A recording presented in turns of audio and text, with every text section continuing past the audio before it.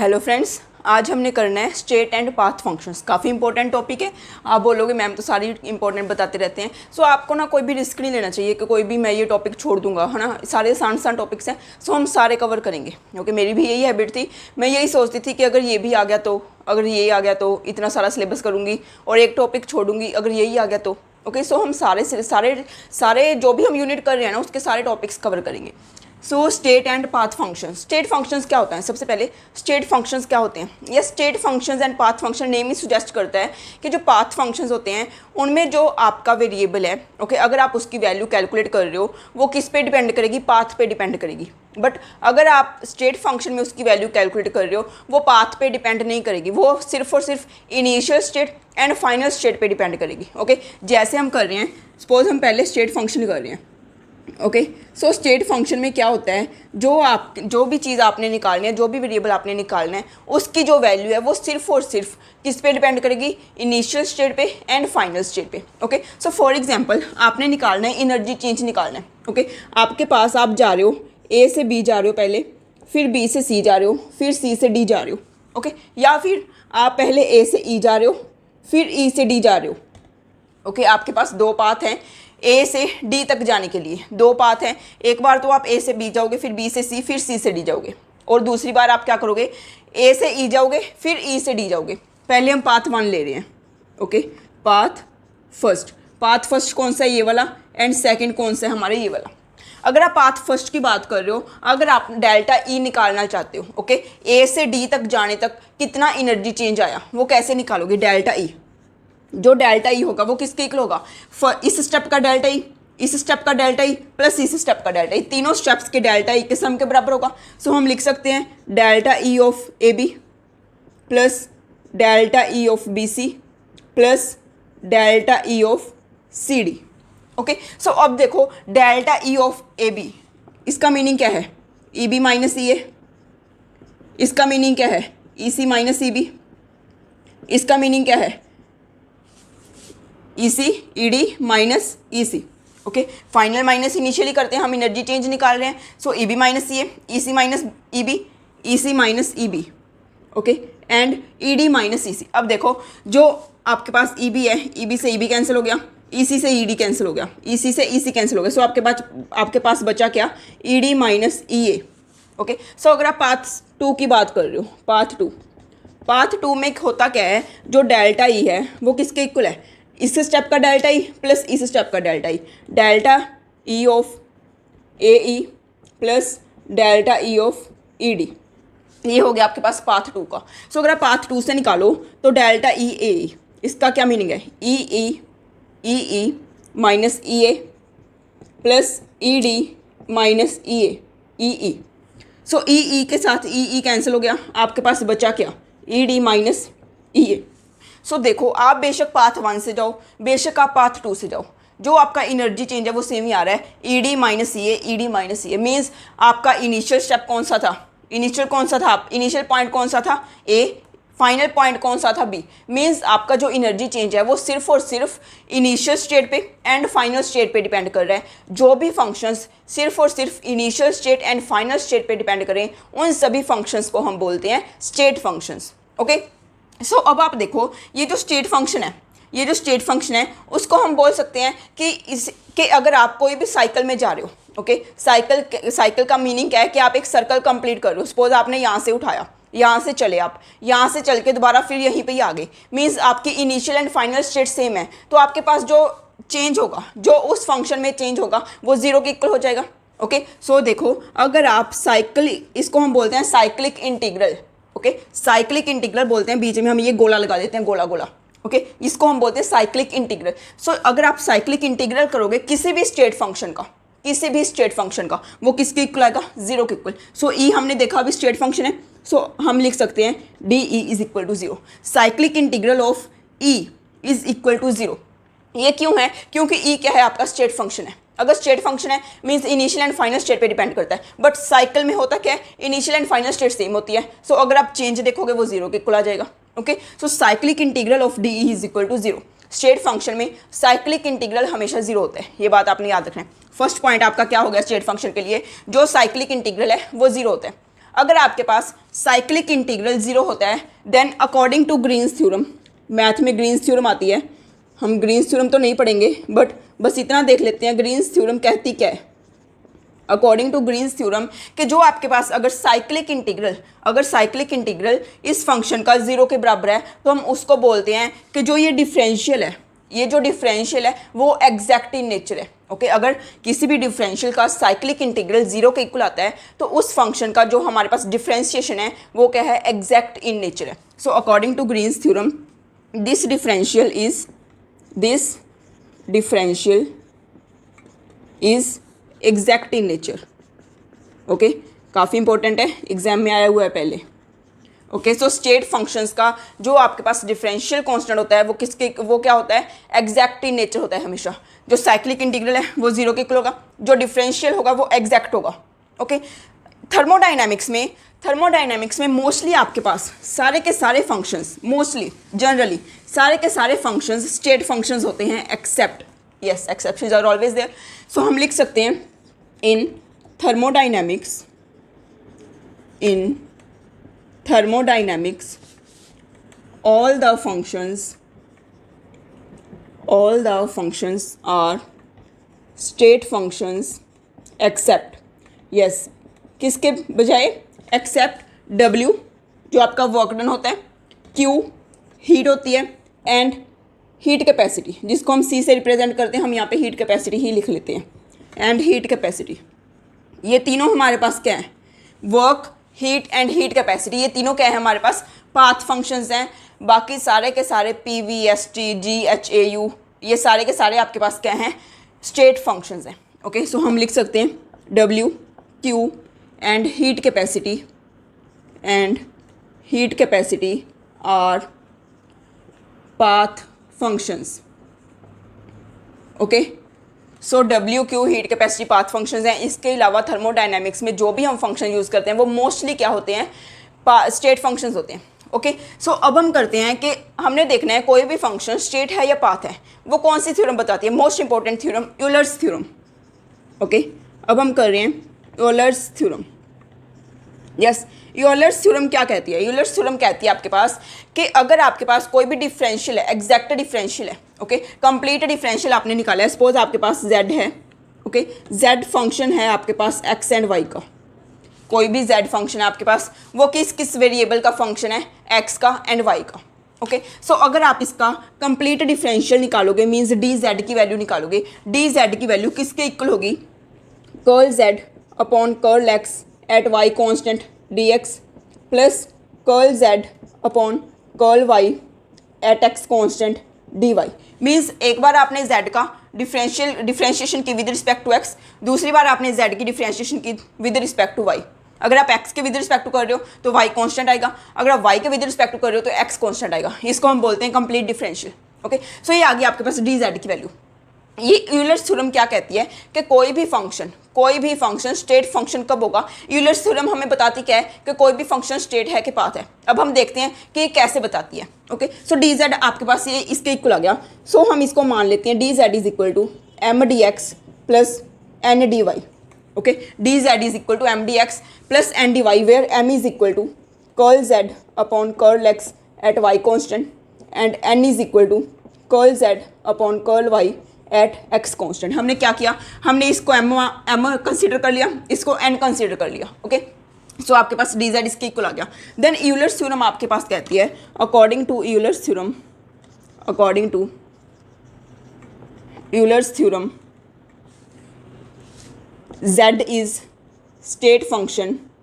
ये जो हमने z लिया है ये z स्टेट फंक्शन होगा इफ, कब होगा, जब आपके पास ये जो m है एंड n है, अब आप डिफ्रेंशिएशन करोगे m की with respect to y, curl m upon curl y at x constant.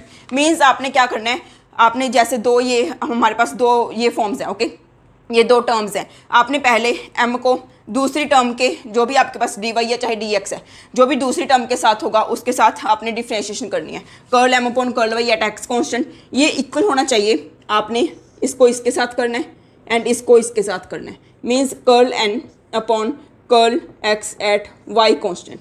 Okay so आपके पास क्या होना चाहिए, curl M upon curl Y at X constant, curl N upon curl X at Y constant, ये दोनों आपके पास equal होने चाहिए। अगर ये दोनों इक्वल आ रहे हैं तो आपका जो फंक्शन है z, ये स्टेट फंक्शन होगा। अगर ये दोनों इक्वल नहीं आ रहे मीन्स जो आपका ये जो z फंक्शन है वो पाथ फंक्शन होगा। ओके इसका मीनिंग क्या है, curl M upon curl Y at X constant is equal to curl N upon curl X at Y constant. इसका मीनिंग क्या है, अगर आप m की वैल्यू पुट करो, m की वैल्यू क्या है, curl z upon curl X at Y constant.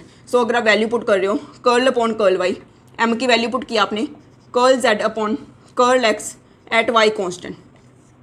Okay ये किसके इक्वल आ गया, यहाँ पे n की वैल्यू पुट करो, curl upon curl X curl z upon curl Y at X constant, और इधर सारे के बाद क्या आ जाएगा Y constant.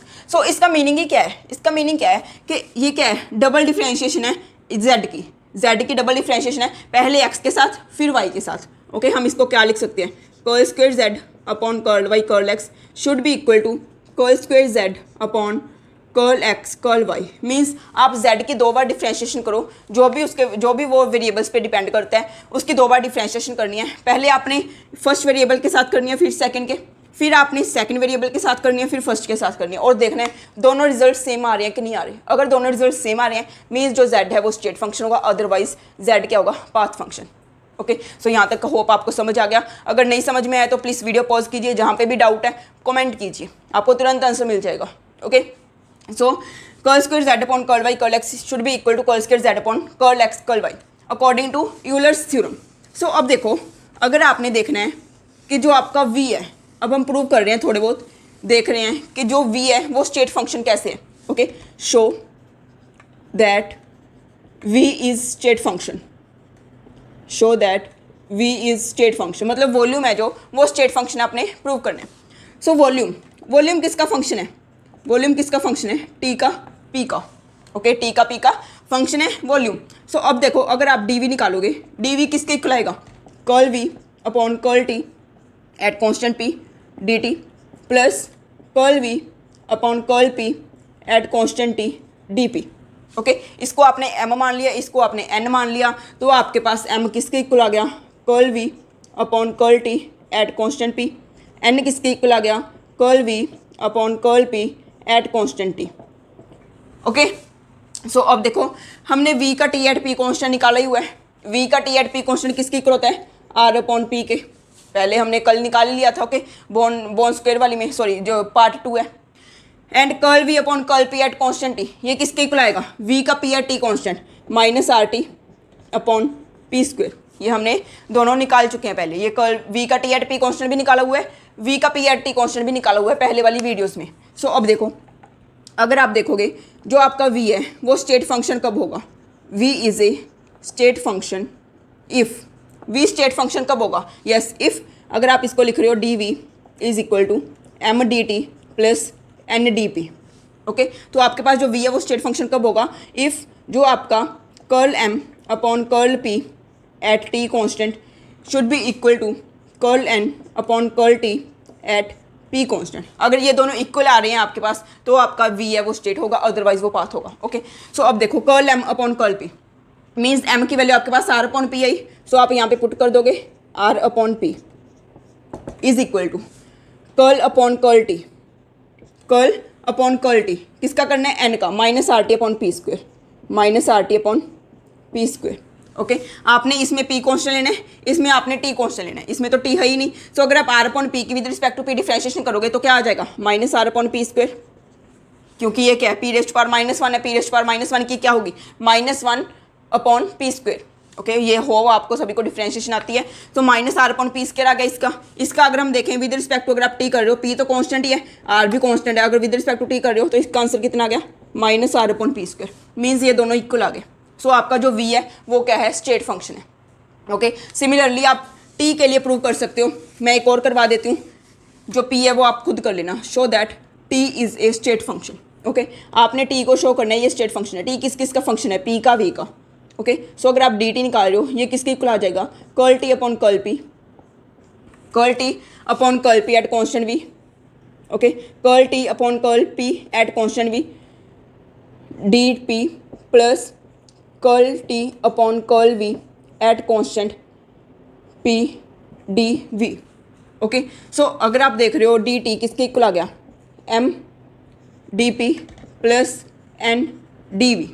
Okay, so M किसके इक्वल है, M is equal to T का P at V constant, N is equal to T का V at P constant. Okay, so अब देखो ये जो टी है वो स्टेट फंक्शन कब होगा, T is a state function if, T कब स्टेट फंक्शन होगा, अगर आपके पास क्या होगा, curl M upon curl V at constant P is equal to curl N upon curl P at constant P, ये दोनों इक्वल आ जाए। ओके, सो अब हम देख रहे हैं, पहले एम की वैल्यू देख रहे हैं, curl T upon curl P देख रहे हैं, P V is equal to R T होता है, हमें पता ही है P V is equal to R T होता है। आपने निकालना क्या है, टी का P at V constant, so हम क्या करेंगे, P D V plus V D P is equal to R D T, V constant लेने हैं, सो डी वी ज़ीरो हो गया, means V curl P at constant T at constant V is equal to R curl T at constant V. So आपके पास curl T upon curl P at constant V किसके equal आ गया, आप इसको इधर ले आए, ये इसको इधर ले आए, वी अपॉन आर आ गया। ओके, सो मीन्स इसकी वैल्यू आपके पास वी अपॉन आर आ गई। सिमिलरली अगर आप curl T upon curl V at constant P calculate करोगे, curl T upon curl V वो किसके इक्वल आ जाएगा, पी अपॉन आर के, ये किसके इक्वल आ जाएगा, पी अपॉन आर के। ओके, सो अब आपने देखना है कर्ल अपॉन कर्ल वी किसका, कर्ल वी अपॉन आर का, वी अपॉन आर का, ये किसके इक्वल होना चाहिए, curl upon curl P upon R के। ओके, अगर आप इसका करोगे तो ये कितना आ जाएगा, 1 अपॉन आर, ये भी कितना आ जाएगा, 1 अपॉन आर, दोनों क्या आ गए आपके पास इक्वल। सो मीन्स जो टी है वो क्या है आपके पास, स्टेट फंक्शन है। सिमिलरली आप पी के लिए कर सकते हो। ओके, नेक्स्ट अब हम प्रूव कर रहे हैं कि जो डब्ल्यू है, डब्ल्यू स्टेट फंक्शन क्यों नहीं है, ये पाथ फंक्शन क्यों है। यस, डब्ल्यू पाथ फंक्शन क्यों है। यस, डब्ल्यू किसके इक्वल होता है, work done minus P D V के इक्वल होता है, डब्ल्यू किसके इक्वल होता है, माइनस पी डी वी के इक्वल होता है। सो अब देखो जो आप करते हो P V is equal to R T, यहाँ से अगर आप पी डी वी की वैल्यू निकालो तो क्या आ जाएगी, P D V plus V D P is equal to R D T, means P D V या फिर आप बोल सकते हो माइनस पी डी वी किसके इक्वल आ गया, V D P minus R D T. Okay, so आप यहाँ पे पुट कर सकते हो W is equal to V D P minus R D T, D W किसके इक्वल आ गया, हमने दोनों साइड क्या किया डिफरेंशिएशन, डी डब्ल्यू किसके इक्वल आ गया, V D P minus R D T. अब देखो जो डब्ल्यू है वो स्टेट फंक्शन कब होगा, जब आपके पास curl V upon curl T at P constant should be equal to, ये किसके इक्वल होना चाहिए, minus curl R upon curl P at T constant, ये इसके इक्वल होना चाहिए। आर तो कॉन्स्टेंट ही है, आर तो कॉन्स्टेंट ही है, सो इस साइड तो जीरो ही आ जाएगा। आप इसके अगर पी के साथ डिफरेंशिएशन कर रहे हो वो तो जीरो ही आ जाएगा, बट ये जीरो नहीं है, सो मीन्स ये दोनों इक्वल नहीं है। सो आपके पास जो डब्ल्यू है वो स्टेट फंक्शन नहीं है, डब्ल्यू क्या है आपके पास, पाथ फंक्शन।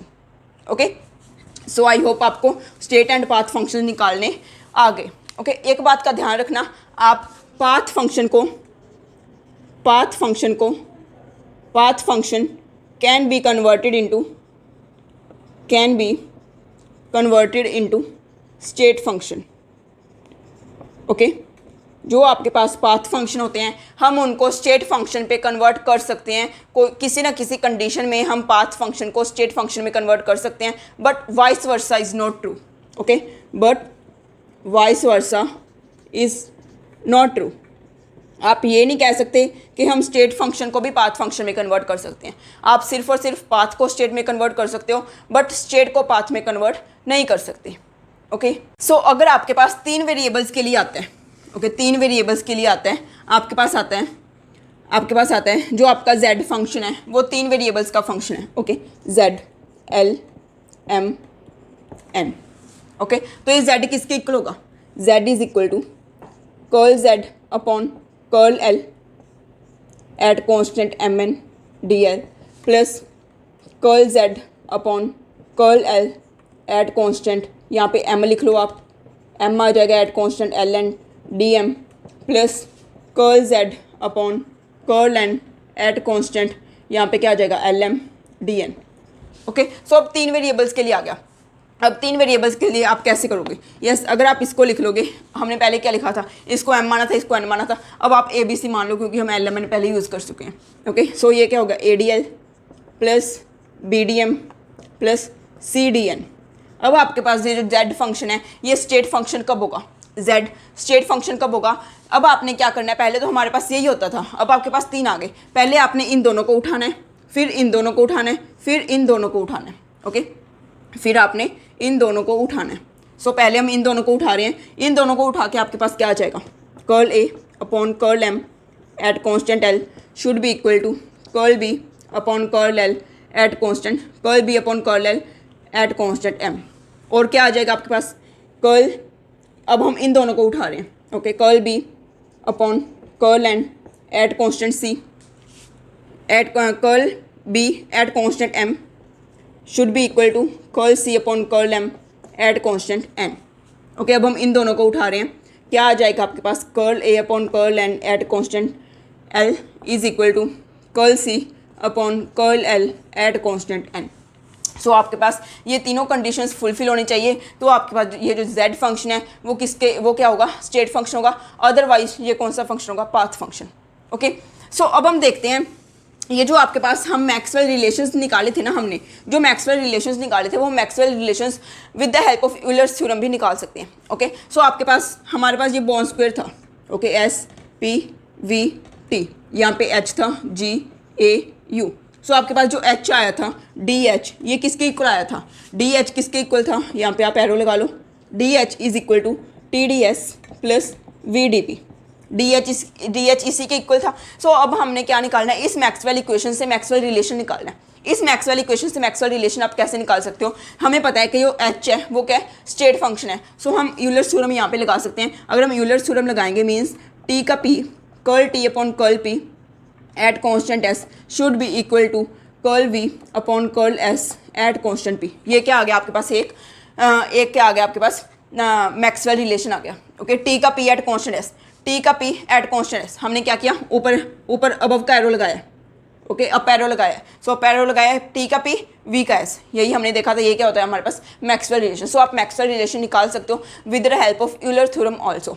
ओके, सो आप बाकी सारे निकाल सकते हो। अगर आप डी लोगे तो आप निकाल सकते हो, डी ए लोगे तो निकाल सकते हो, डी यू लोगे तो भी निकाल सकते हो। ओके, एक आपके पास जो आता है क्वेश्चन वो आता है, सपोज आपके पास ना ये दिया हुआ है, ये मैक्सवेल रिलेशन दिया हुआ है, आपसे पूछा जाएगा कि मैक्सवेल रिलेशन किस पोटेंशियल से आया है। ओके, डी जी से आया है, डी यू से आया है, डी एच से आया है या डी यू से आया है। आपको बताना होगा कि आपको ना ये रिलेशन दे देंगे, आपको बताना होगा कि ये रिलेशन डी एच से डिराइव कर सकते हो आप, या फिर डी ए से डिराइव कर सकते हो, या फिर डी यू से डिराइव कर सकते हो। ये आप कैसे निकाल सकते हो।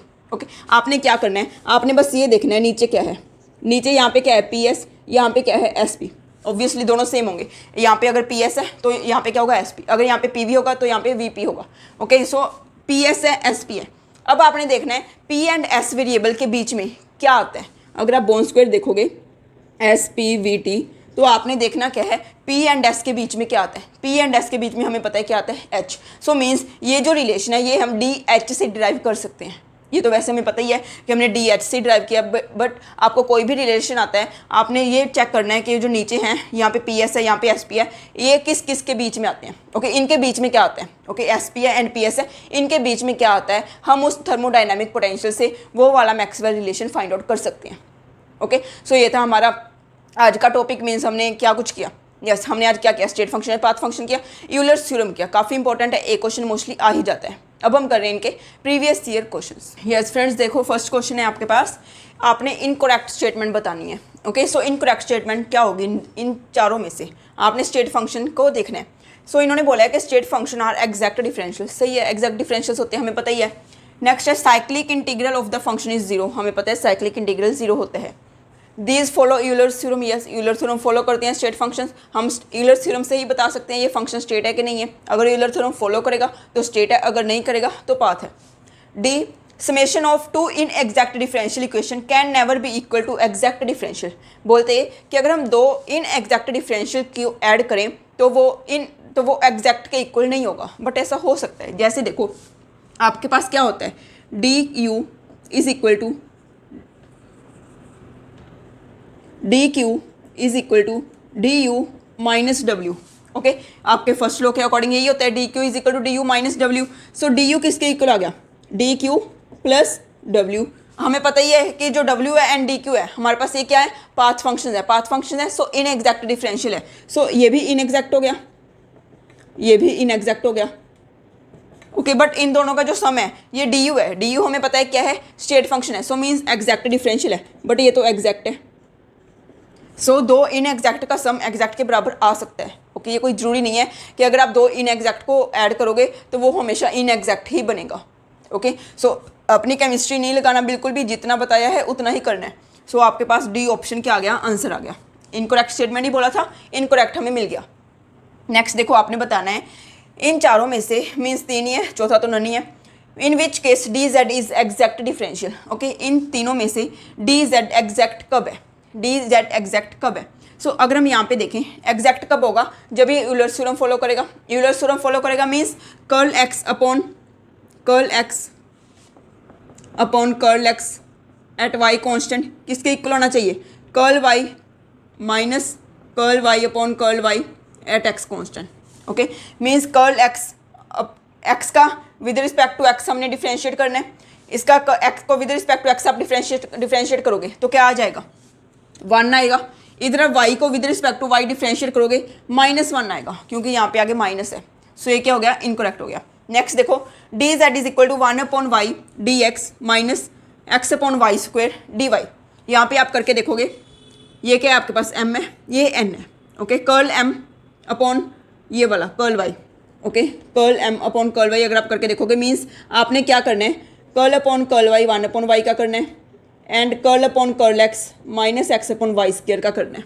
ओके इन दोनों का करना है, इन दोनों का करना है। सो इसको आप करोगे कितना आएगा, -1 अपॉन वाई स्क्वायर, इसका करोगे ये कितना आएगा, -1 अपॉन वाई स्क्वायर। मीन्स ये दोनों बराबर आ रहे हैं। सो हमारा बी ऑप्शन क्या हो गया, करेक्ट हो गया। देखो नेट 2014 में आया हुआ है, कितना आसान क्वेश्चन है। नेक्स्ट थर्ड क्वेश्चन देखो, यस अगर आप स्टेटमेंट वाले क्वेश्चंस करने लग गए ना मीन्स आपका कंसेप्ट क्लियर है। Okay so heat is a path function, हमें पता है हीट पाथ फंक्शन है, सही है। Conversion of path function to a state function is not possible, मैंने आपको बताया ही था, हम पाथ को स्टेट में कन्वर्ट कर सकते हैं, हम पाथ को स्टेट में कन्वर्ट कर सकते हैं। इन्होंने बोला है नॉट पॉसिबल, ये क्या हो गया, गलत। हम प्रूव भी कर सकते हैं। जैसे देखो आपको पता है डी क्यू किसके इक्वल है, डी यू माइनस डब्ल्यू के। डी क्यू किसके इक्वल है, डी यू माइनस डब्ल्यू के। अब देखो ये जो डब्ल्यू है, डब्ल्यू क्या होता है, minus P D V, means D Q किसके इक्वल आ गया, D U plus P D V. Okay अगर हम कांस्टेंट वॉल्यूम ले लें, ऐड कांस्टेंट वॉल्यूम, तो आपके पास डी वी किसके इक्वल आ गया, 0 के इक्वल। सो आपके पास जो डी क्यू है वो किसके इक्वल आ गया, डी यू के इक्वल। अब ये जो डी यू है ये तो स्टेट है, ये तो स्टेट है ना। सो अब ये इसके इक्वल है, सो डी क्यू भी क्या बन गया, स्टेट। ओके सो हम कह सकते हैं एट कांस्टेंट वॉल्यूम जो आपका क्यू है वो भी क्या है, स्टेट फंक्शन है। हम पाथ को स्टेट में कन्वर्ट कर सकते हैं बट स्टेट को पाथ में कन्वर्ट नहीं कर सकते। नेक्स्ट क्वेश्चन देखो, among the following quantities Q reversible W, Q reversible upon T and Q reversible minus W the state functions are. आपको 4 ऑप्शंस भी दी हुई थी बट मैंने यहाँ पे ऑप्शंस नहीं लिखती, आपने बस यही बताना है इन चारों में से स्टेट फंक्शंस कौन कौन से हैं। यस क्यू रिवर्सिबल, क्यू तो हमें पता है ये रिवर्स, क्यू हमारे पास बेशक रिवर्सिबल हो वैसे रिवर्सिबल हो। आपको पता है जो आपके पास क्यू है वो क्या है, पाथ फंक्शन है। डब्ल्यू भी क्या है, पाथ फंक्शन है। Q reversible upon T, Q reversible upon T होता क्या है आपके पास, क्यू अपॉन टी किसके इक्वल होता है, एंट्रोपी के इक्वल। एंट्रोपी क्या है आपके पास, state function. So means Q reversible upon T किसके इक्वल है, स्टेट फंक्शन के। सिमिलरली जो आपके पास क्यू रिवर्सिबल माइनस डब्ल्यू वो भी क्या है आपके पास, स्टेट फंक्शन। सो आपके पास एक ऑप्शन थी जिसमें दिया हुआ था Q reversible upon T and Q reversible minus W, ये दोनों क्या है, स्टेट फंक्शन है। नेक्स्ट देखो आपको इनमें से बताना था कौन सा ऑप्शन करेक्ट है। आप cyclic integral of D Q 0 के इक्वल लिख सकते हो, नहीं लिख सकते क्योंकि ये पाथ फंक्शन है। ये इक्वल टू 0 आप नहीं लिख सकते, ये नॉन इक्वल टू 0 है। ओके अनइक्वल टू 0 है। Cyclic integral of D W 0 लिख रखा है, ना भी ना नहीं लिख सकते। Cyclic integral of D you, yes D you का साइक्लिक इंटीग्रल 0 के इक्वल हो सकता है क्योंकि डी यू क्या है, स्टेट फंक्शन है। सो आपका ऑप्शन क्या हो गया, सी। सिमिलरली वी डी क्यू, ये डी क्यू क्या है आपके पास, पाथ फंक्शन है, सो ये भी नहीं लिख सकते 0 के इक्वल। 0 के इक्वल आप साइक्लिक इंटीग्रल तभी लिख सकते हो अगर आपके पास वो फंक्शन स्टेट फंक्शन है। नेक्स्ट देखो आपको ये दिया हुआ है D G is equal to V D P minus S D D plus F D L. आपने बताना है जो जी है वो स्टेट फंक्शन कब होगा, यस स्टेट फंक्शन कब होगा। ये जून 2017 में आया हुआ है। आपके पास 4 ऑप्शंस थी, मैंने यहाँ पे 2 ऑप्शंस ही लिखी हैं क्योंकि ये मैंने पहले कंसेप्ट करवा दिया है। सेम ही क्वेश्चन आया है V D P minus S D D plus F D L. आपने देखना है पहले आप इन दोनों को उठा लोगे। आपके पास ऑप्शन में क्या है, एस का एल है, एफ का टी है। एस का एल है, एफ का टी है, मीन्स आपने इन दोनों को उठाना है। ओके आप इन दोनों को उठा के देखो क्या बनेगा, minus curl S upon curl L at constant P T आ जाएगा। Curl F upon quality at constant P है, सही है। ये माइनस इधर लिखना था, वो माइनस हटा के इन्होंने इधर लिख रखा है, मीन्स ये फर्स्ट ऑप्शन ही करेक्ट है। बाकी भी 3 ऑप्शन और थे, वो चेक कर सकते हो आप जून 2017 का पेपर उठा के, बट ये कंसेप्ट मैंने पहले आपको करवा दिया है। तो ये एग्जैक्ट कब होगा, जब आपके पास ये इक्वल होगा। ये ऑप्शन इनकरेक्ट है, क्योंकि इन्होंने क्या किया हुआ है, एस का L at P T, S का L at P T, V का टी, एक तो इन्होंने ये उठा रखा है, फिर उन्होंने ये उठा रखा है, ये तो दोनों इक्वल नहीं है ना। आपने एक टाइम पे 2 ही उठाने हैं, एक टाइम पे 2 ही उठाने हैं, ओके। ऐसा नहीं है इधर वाली लेफ्ट साइड तो आपने इन दोनों को उठा के लिख ली, राइट साइड आपने इन दोनों को उठा के लिख ली, ऐसा बिल्कुल भी मत करना, ओके। आपने 2 उठाने हैं, उसके विद रिस्पेक्ट टू ही आपने लेफ्ट टर्म लिखनी है, राइट टर्म लिखनी है, क्योंकि यूलर्स थ्योरम फॉलो करनी है। यूलर्स थ्योरम 2 पे ही लगेगी, ओके। सो अगर आपके पास 3 है तो भी हम उसको 2-2 में डिवाइड करके यूलर्स थ्योरम लगाते हैं, ओके। सो अगर आपको ये वीडियो अच्छा लगा, पसंद आया, तो प्लीज़ लाइक कीजिए एंड मैक्सिमम शेयर कीजिए। Thank you.